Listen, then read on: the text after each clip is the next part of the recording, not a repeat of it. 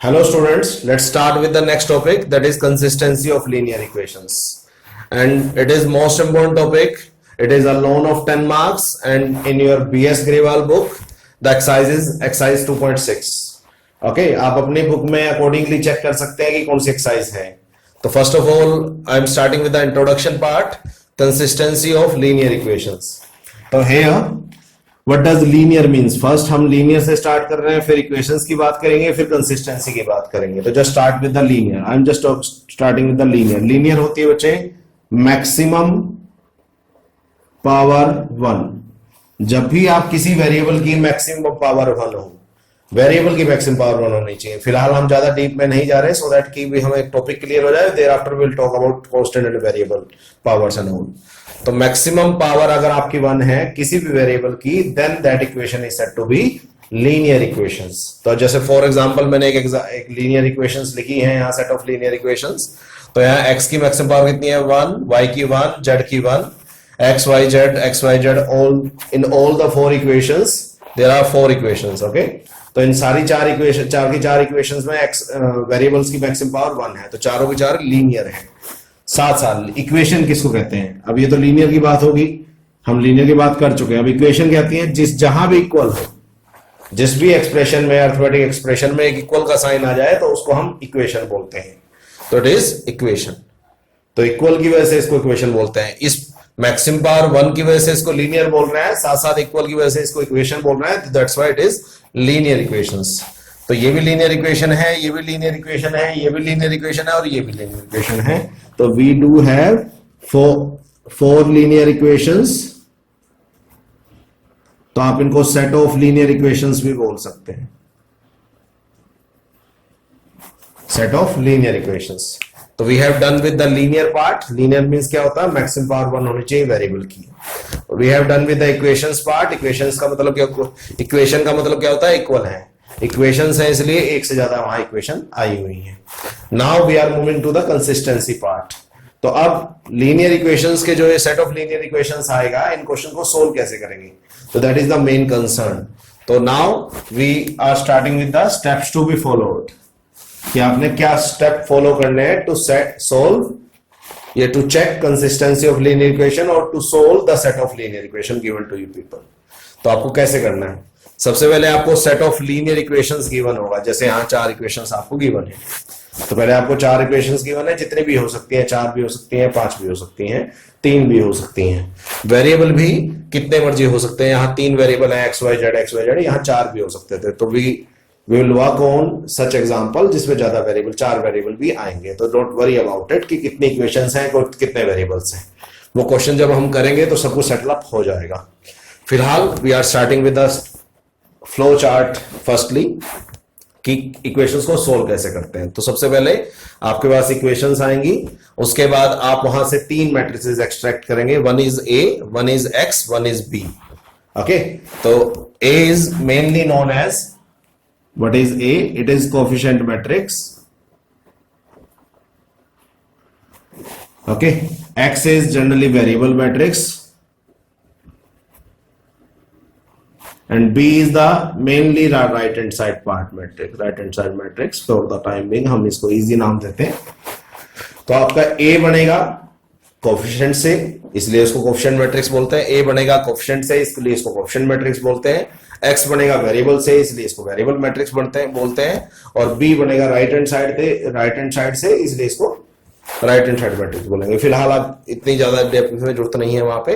उसके बाद जैसे हमारे पास ए आ गया, एक्स आ गया, बी आ गया, thereafter we will move to the next point, that is augmented matrix. हम एक ऑगमेंटेड मैट्रिक्स बनाएंगे, that will be written as A ratio B. Ratio is just for the separation of A and B elements. तो A ratio का यहाँ कोई मतलब नहीं है, जस्ट ए और बी के एलिमेंट्स को सेपरेट करने के लिए पता लगे ए के कौन से हैं और बी के कौन से हैं, यहाँ पे उन्होंने एक रेशो डाल रखा है और कुछ नहीं। तो ए रेशो बी लिखेंगे। इसके बाद आप इस ए रेशो बी पे अप्लाई करेंगे एलिमेंट्री रो ट्रांसफॉर्मेशंस। हम बात कर चुके हैं गॉस जॉर्डन मेथड में भी कि एलिमेंट्री रो ट्रांसफॉर्मेशन कैसे अप्लाई करते हैं। यह बात ध्यान रखिएगा, सिर्फ रो ट्रांसफॉर्मेशन लगानी है, आपको कोई भी कॉलम ट्रांसफॉर्मेशन अलाउड नहीं है। For the refresh purpose I am just refreshing the concept of row transformation. तो मैंने बताया था कैसे। आप सबसे पहले इस एलिमेंट को 1 करेंगे और इस 1 की हेल्प से इनको 0 करेंगे। आप सिर्फ अप डाउन मूवमेंट कर सकते हैं, इस 1 की हेल्प से इन सबको 0 करेंगे।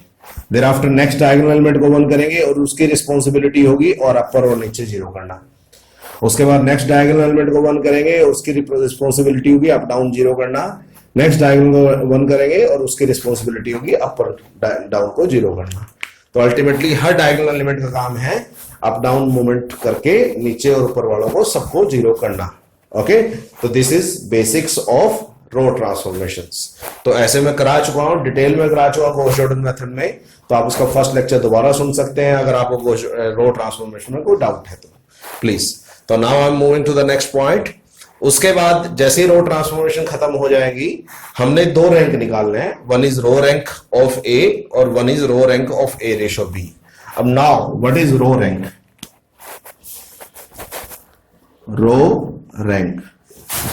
रो rank is basically number of non zero rows in a matrix is row rank. किसी भी मैट्रिक्स में कितनी नॉन जीरो रोज हैं उसको उसका रो रैंक बोलते हैं। ओके, किसी भी मैट्रिक्स में कितनी नॉन जीरो रोज हैं उसको उसका रो रैंक बोलते हैं। जैसे एग्जांपल लेते हैं,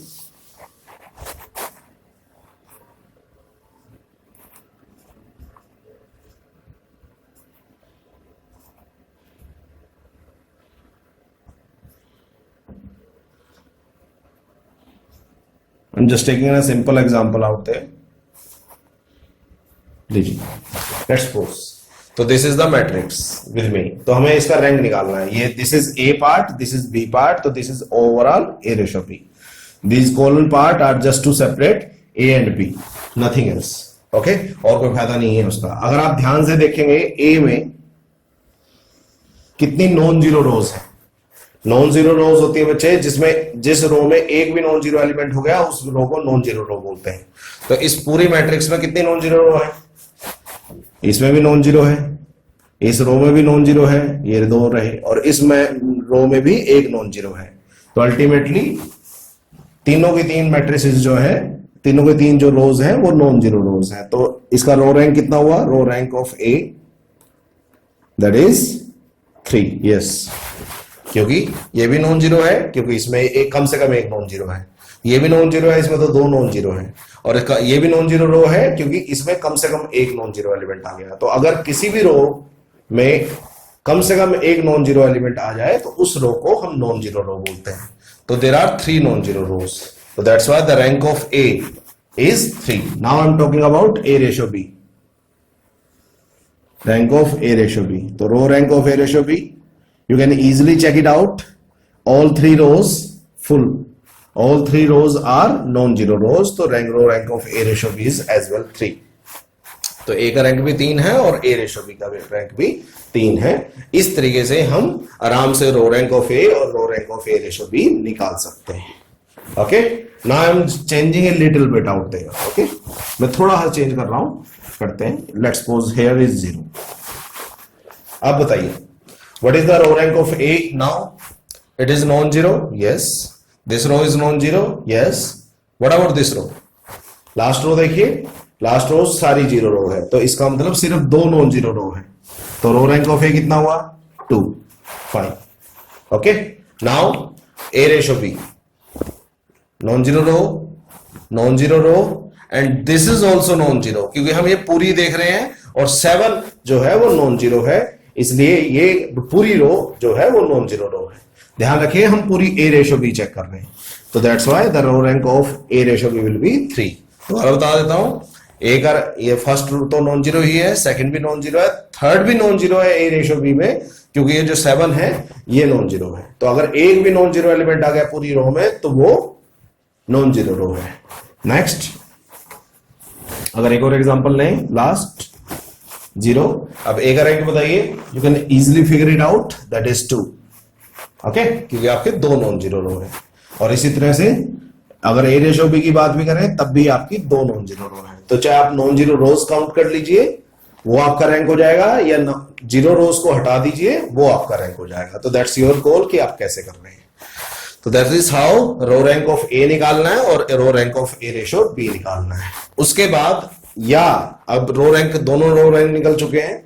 अब दोनों row rank, this is the short denotation for the row rank now, rank R is for rank. Okay, अगर रो रैंक ऑफ ए और या तो रो रैंक ऑफ ए और row rank of A ratio B बराबर आएंगे, simple सी बात है। जब दोनों चीजें निकली हैं तो वो इक्वल होंगी या अनइक्वल होंगी, और तो कोई ऑप्शन ही नहीं हो सकता। जब 2 रैंक निकले हैं हमारे, एक ए का एक ए रेशो बी का, या तो वो दोनों बराबर होंगे या दोनों बराबर नहीं होंगे।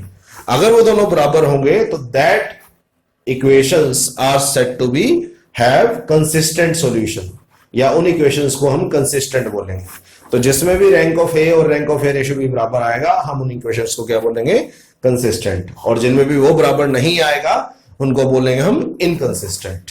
तो कंसिस्टेंट इक्वेशन कैसे चेक करेंगे, बहुत इजी है, रैंक चेक कर लीजिए दोनों। If both are equal then they are said to be consistent, if both are not equal they are said to be inconsistent. Okay, अब जो इनकंसिस्टेंट होता है फर्स्टली, वो आगे फर्दर ए की टाइप का होता है। जैसे ही इनकंसिस्टेंट आया तो हमेशा इक्वेशंस के नो सॉल्यूशन आएंगे, तो आपको फर्दर सोल्व ही नहीं करना वो। तो इनकंसिस्टेंट सॉल्यूशन का मतलब हमेशा नो सॉल्यूशन होता है।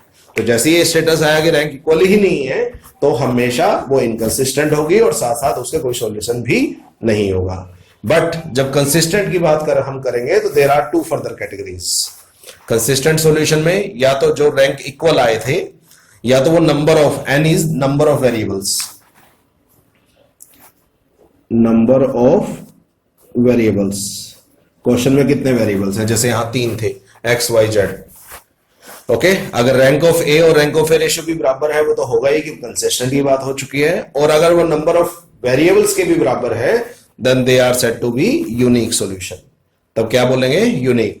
और रैंक ऑफ ए और रैंक ऑफ ए रेशियो भी इक्वल है, बट वो नंबर ऑफ वेरिएबल से कम है, तो उसको बोलेंगे इनफाइनाइट। ओके, तो हम करेंगे इस पे एग्जांपल, तो obviously you will have a more good idea about it. तो रैंक ऑफ ए और रैंक ऑफ ए रेशियो भी इक्वल है, बट वो नंबर ऑफ अननोन के भी इक्वल है, तो यूनिक। और नंबर ऑफ अननोन से लेस है तो इनफाइनाइट। अब दोनों में से कोई भी सॉल्यूशन हो, अल्टीमेटली हमें सॉल्यूशन निकालना पड़ेगा, and the solution part will be extracted from A X is equal to B. A आपके पास होगा, ये रहा ए, ठीक है, यहां से भी निकाल सकते हैं, यहां से भी, ए एक्स और बी, आपके पास सब कुछ होगा ये, तो ऑब्वियसली आप इसको सोल्व आउट कर सकते हैं। ठीक है, तो दोबारा एक बार फटाफट रिवाइज करते हैं। लीनियर किसको बोलते हैं, जिसकी मैक्सिमम पावर 1 हो। इक्वेशंस क्यों, क्योंकि इक्वल है, और कंसिस्टेंसी की हमने बात कर ली। तो फ्लो चार्ट फटाफट पढ़ लेते हैं एक बार। सबसे पहले इक्वेशंस आएंगी, उनसे आप ए कोएफिशिएंट मैट्रिक्स ए निकालेंगे, एक्स वेरिएबल मैट्रिक्स एक्स निकालेंगे, और बी राइट हैंड साइड से जो मैट्रिक्स बनेगी उसको बी निकालेंगे। उसके बाद ए मेरे पास है, बी मेरे पास है, आराम से मैं ऑगमेंटेड मैट्रिक्स बना सकता हूं, A colon B. A colon B में कैरी करके चलूंगा और इस पे मैं ERT लगाऊंगा, that is elementary row transformation. तो हम डायगोनल को 1 करेंगे और अप डाउन मूवमेंट को 0 करेंगे। अब एक इंपॉर्टेंट बात यहां पे, आप ध्यान से सुनिए इस बात को, ठीक है। आपको पता है रो ट्रांसफॉर्मेशन ऐसे लगती है, 1